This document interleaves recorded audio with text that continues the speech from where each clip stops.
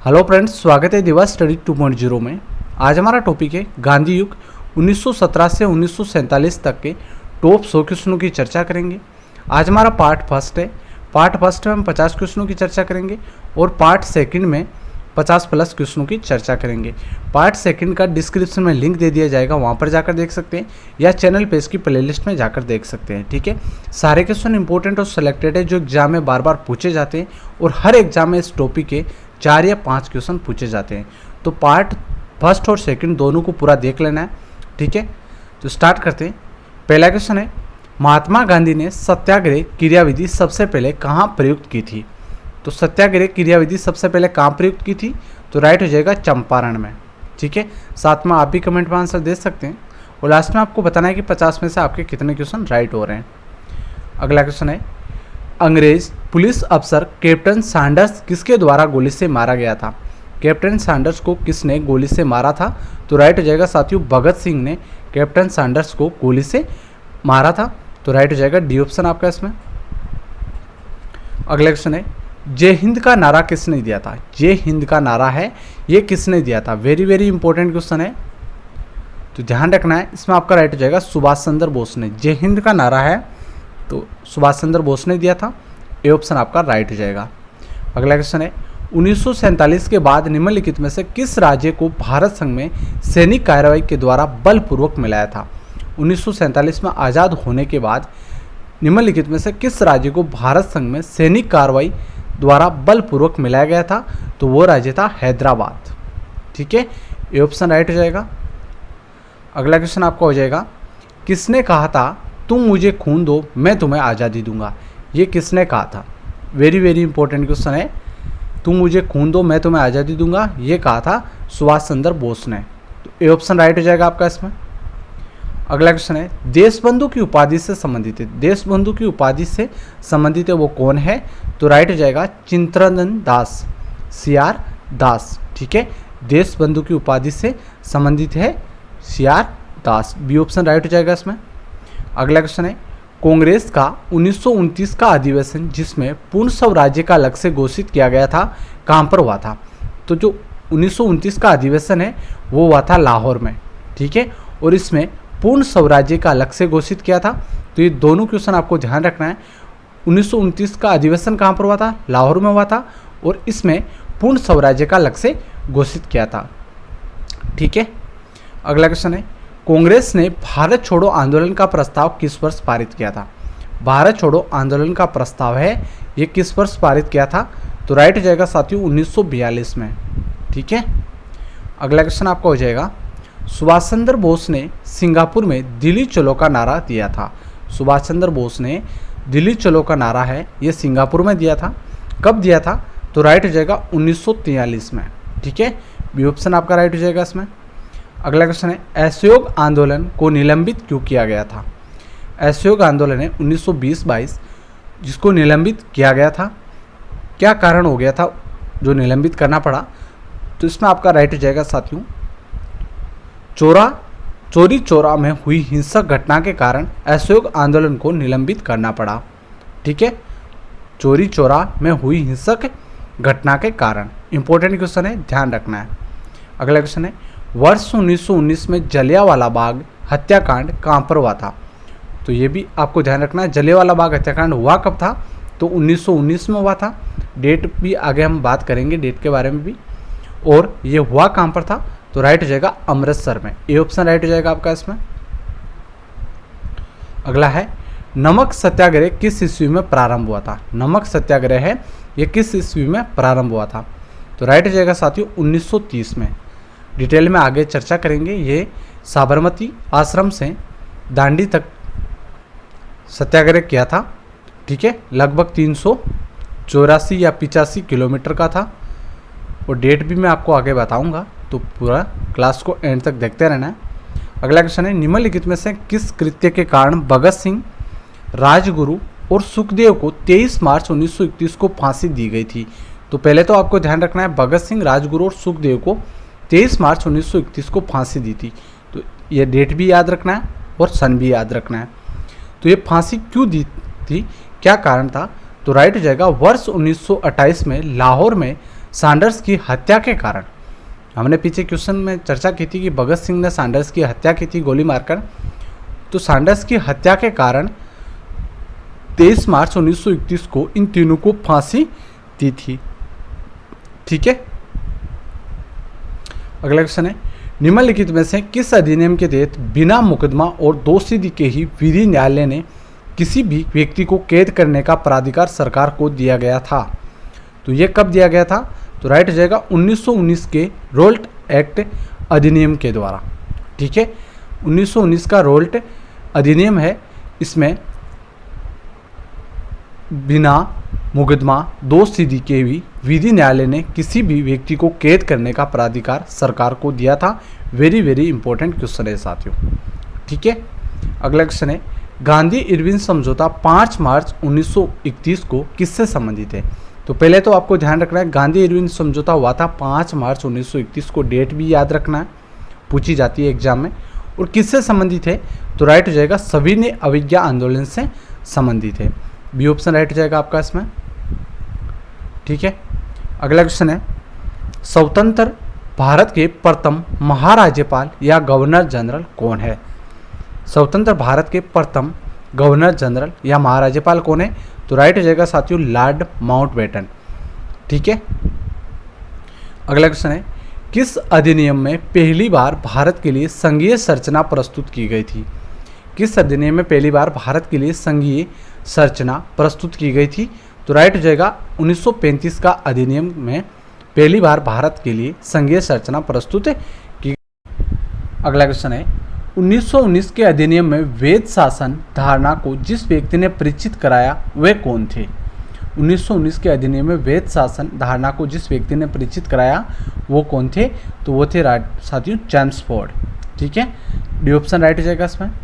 अगला क्वेश्चन है, निम्नलिखित में से किसने 23 फरवरी 1946 को रॉयल इंडियन नेवी के विद्रोहियों को आत्मसमर्पण के लिए राजी किया?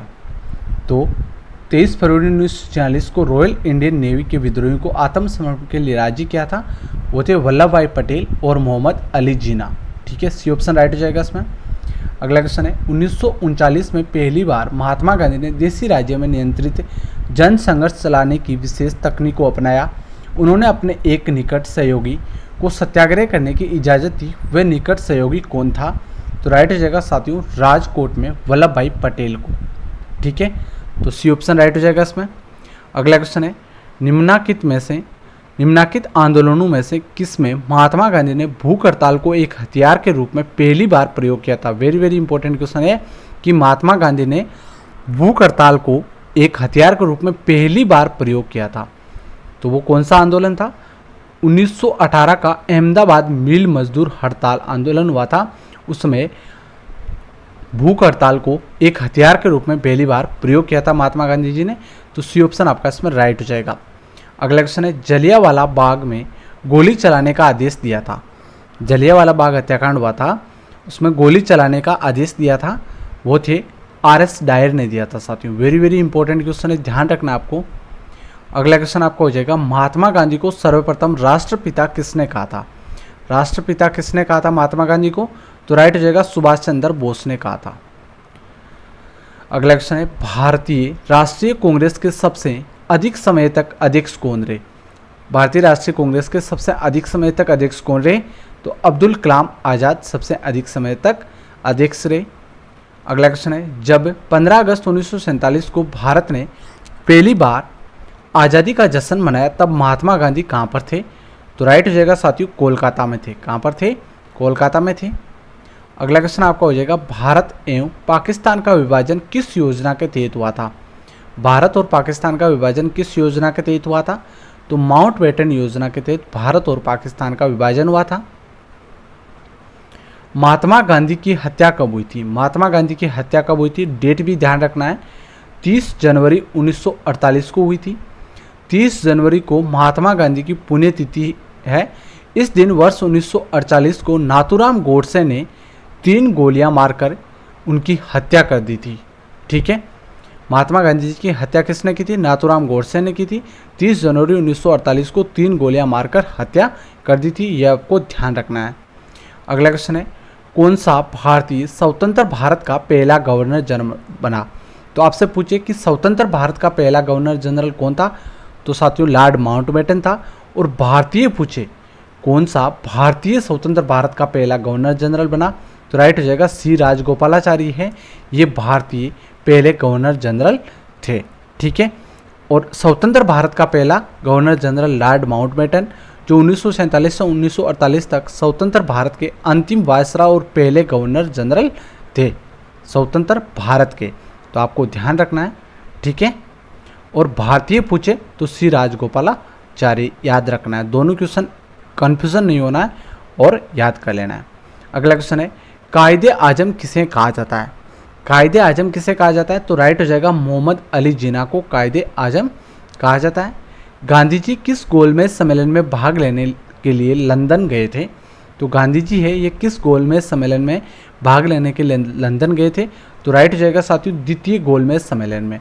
तो तीनों गोलमेज सम्मेलन की डेट भी आपको ध्यान रखना है, लेकिन गांधी जी एकमात्र द्वितीय गोलमेज सम्मेलन में लंदन गए थे। ठीक है, तो ये भी आपको ध्यान रखना है। तो पहला गोलमेज सम्मेलन हुआ था 12 नवंबर 1930 से 13 जनवरी 1931 तक। तो आपको डेट ध्यान रखना है 12 नवंबर 1930। और सेकंड गोलमेज सम्मेलन है 7 सितंबर से 1 दिसंबर 1931 तक द्वितीय गोलमेज सम्मेलन हुआ था। और तृतीय गोलमेज सम्मेलन 17 नवंबर से 24 दिसंबर 1932 तक हुआ था। तो पहला गोलमेज सम्मेलन 12 नवंबर 1930 याद रखना है, सेकंड गोलमेज सम्मेलन है 7 सितंबर 1931 और तृतीय 17 नवंबर 1932। तो ये तीनों गोलमेज सम्मेलन आपको ध्यान रखना है। और गांधी जी एकमात्र सेकंड गोलमेज सम्मेलन में भाग लेने लंदन गए थे। ठीक है, अगला क्वेश्चन है असहयोग आंदोलन शुरू करने के समय भारत के वायसराय कौन थे। असहयोग आंदोलन शुरू करने के समय भारत के वायसराय कौन थे, तो राइट हो जाएगा लॉर्ड चेम्सफोर्ड है, ये भारत के वायसराय थे। 1 अगस्त 1920 को असहयोग आंदोलन प्रारंभ हुआ था। तो असहयोग आंदोलन प्रारंभ कब हुआ था, 1 अगस्त 1920 को। और दुर्भाग्यवश इसी दिन लोकमान्य बाल गंगाधर तिलक की भी मृत्यु हुई थी, ये भी आपको ध्यान रखना है। 1 अगस्त 1920 को बाल गंगाधर तिलक की भी मृत्यु हो गई थी। तो दोनों डेट आपको ध्यान रखना है। भारतीय स्वतंत्रता आंदोलन के दौरान चर्चित पुस्तक इंडिया फॉर इंडियंस के लेखक थे। तो इंडिया फॉर इंडियंस के लेखक थे वो है चित्तरंजन दास, CR दास, ये ऑप्शन राइट हो जाएगा इसमें। अगला क्वेश्चन है जनरल लाइक ओ डायर की हत्या किसने की थी।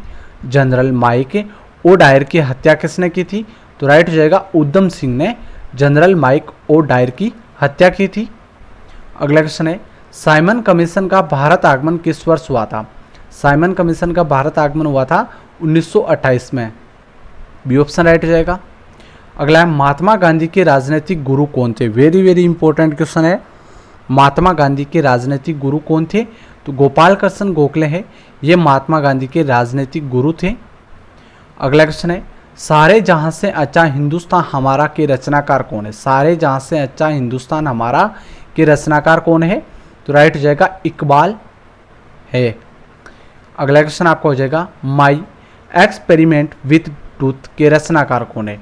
माई एक्सपेरिमेंट विथ ट्रूथ के रचनाकार कौन है, तो महात्मा गांधी इसमें आपका राइट हो जाएगा। वेरी वेरी इंपॉर्टेंट क्वेश्चन है। अगला क्वेश्चन है दांडी यात्रा में गांधी जी ने कितनी दूरी तय करने नमक कानून का विरोध किया था, तो राइट हो जाएगा साथियों 385 किलोमीटर। दांडी यात्रा में गांधी जी ने कितनी दूरी तय करके नमक कानून को तोड़ा था, तो वो हो जाएगा 385 किलोमीटर। 12 मार्च 1930 से 6 अप्रैल 1930 तक इन्होंने साबरमती आश्रम से दांडी तक यात्रा की थी, पैदल यात्रा 385 किलोमीटर की। ठीक है, 12 मार्च से 5 अप्रैल तक है, 5 अप्रैल को वहाँ पर पहुँच गए थे दांडी, और 6 अप्रैल को इन्होंने सुबह नमक कानून को तोड़ा था। तो यहाँ से अगर आपके ऑप्शन में अगर यहाँ से 12 से 5 अप्रैल आए तो वो राइट हो जाएगा, और 6 अप्रैल आए तो क्योंकि 6 अप्रैल को इन्होंने नमक कानून को तोड़ा था और 5 अप्रैल को दांडी पहुँच गए थे। तो ये दोनों बातें आपको ध्यान रखना है। ठीक है, अगला क्वेश्चन है गांधी जी ने किस कानून को काला कानून कहा था। गांधी जी ने किस कानून को काला कानून कहा था, रोलेट एक्ट को काला कानून कहा था। ये 19 मार्च 1919 को भारत की ब्रिटिश सरकार द्वारा भारत में उभर रहे राष्ट्रीय आंदोलन को कुचलने के उद्देश्य से निर्मित कानून था। ठीक है, तो गांधी जी ने इस कानून को काला कानून कहा था। चंपारण सत्याग्रह के दौरान महात्मा गांधी के साथ कौन शामिल था? चंपारण सत्याग्रह के दौरान महात्मा गांधी के साथ कौन शामिल थे? तो राइट हो जाएगा राजेंद्र प्रसाद और अनुग्रह नारायण सिंह थे। सी ऑप्शन आपका इसमें राइट हो जाएगा। अगला क्वेश्चन है स्वराज पार्टी की स्थापना किस वर्ष की गई थी? स्वराज पार्टी की स्थापना 1923 में की गई थी। वेरी वेरी इंपॉर्टेंट क्वेश्चन है। अगला क्वेश्चन है कांग्रेस का प्रथम विभाजन 1907 के सूरत अधिवेशन में हुआ था। इसमें दूसरा विभाजन कब हुआ था? तो कांग्रेस का प्रथम विभाजन तो 1907 में सूरत अधिवेशन में हुआ था, लेकिन दूसरा विभाजन कब हुआ था? तो राइट हो जाएगा मुंबई में 1918 में दूसरा विभाजन हुआ था कांग्रेस का। तो बी ऑप्शन आपका इसमें राइट हो जाएगा। अगला क्वेश्चन है भारतीय राष्ट्रीय कांग्रेस 1947 में देश के विभाजन पर सहमत हो गई थी, इसका मुख्य कारण क्या था? भारतीय राष्ट्रीय कांग्रेस है 1947 देश का विभाजन हुआ था पाकिस्तान और भारत, इसका मुख्य कारण क्या है? तो इसमें राइट हो जाएगा साथियों कांग्रेस बड़े पैमाने पर सांप्रदायिक दंगों को टालना चाहती थी। सी ऑप्शन राइट हो जाएगा इसमें। अगला क्वेश्चन है जलियांवाला बाग नरसंहार के समय भारत का वायसराय कौन था? जलियांवाला बाग नरसंहार है ये हुआ था 13 अप्रैल 1919 को। इस समय भारत का वायसराय कौन था? लॉर्ड चैम्सफोर्ड थे साथियों। ठीक है, इंपॉर्टेंट क्वेश्चन है और डेट भी याद रखना है 13 अप्रैल 1919। कौन सी पुस्तक जवाहरलाल नेहरू द्वारा लिखी गई है? कौन सी पुस्तक है जो जवाहरलाल नेहरू द्वारा लिखी गई है? पुस्तक है डिस्कवरी ऑफ इंडिया है, ये जवाहरलाल नेहरू के द्वारा लिखी गई पुस्तक है। अगला क्वेश्चन है नेहरू रिपोर्ट को अंतिम रूप से अगस्त 1928 में आयोजित सर्वदलीय सम्मेलन में स्वीकार किया गया था। इस सम्मेलन की अध्यक्षता किसने की थी? तो राइट हो जाएगा डॉक्टर अंसारी ने की थी। अगला क्वेश्चन आपका हो जाएगा 1923 ईस्वी में सीआर दास एवं मोतीलाल नेहरू ने कहाँ स्वराज पार्टी की स्थापना की थी? तो स्वराज पार्टी की स्थापना किसने की थी? चित्तरंजन दास और मोतीलाल नेहरू। सीआर दास और मोतीलाल नेहरू ये दोनों नाम आपको ध्यान रखना है। और स्वराज पार्टी की स्थापना हुई कब थी? तो 1923 में हुई थी। कहाँ पर की थी? तो राइट हो जाएगा इलाहाबाद में की थी। तो ये तीनों बातें आपको ध्यान रखना है। स्वराज पार्टी की स्थापना 1923 चित्तरंजन दास और मोतीलाल नेहरू ने की थी। कहाँ पर की थी? इलाहाबाद में की थी। तो बी ऑप्शन आपका इसमें राइट हो जाएगा। अगला क्वेश्चन है चौरी चौरा नामक प्रसिद्ध स्थल कहाँ पर है? चौरी चौरा नामक प्रसिद्ध स्थल है ये है कहाँ पर? तो राइट हो जाएगा गोरखपुर में है। अगला क्वेश्चन है किसने कहा मध्य रात्रि के टकोर पर जब संसार सोता है भारत अपने जीवन व स्वतंत्रता के लिए जाग उठेगा? तो ये बात किसने की थी? ये कथन किसका है? तो राइट हो जाएगा पंडित जवाहरलाल नेहरू का है। सी ऑप्शन राइट हो जाएगा। ठीक है, तो साथियों ये 50 क्वेश्चन थे। कल हम यहाँ से स्टार्ट करेंगे 51 से अगली क्लास में, जिसका डिस्क्रिप्शन में आपको लिंक मिल जाएगा या चैनल पेज की प्लेलिस्ट में जाकर सेकंड पार्ट को भी आपको देख लेना है। ठीक है, तो वीडियो को लाइक और चैनल को सब्सक्राइब जरूर कर देना। धन्यवाद। जय हिंद।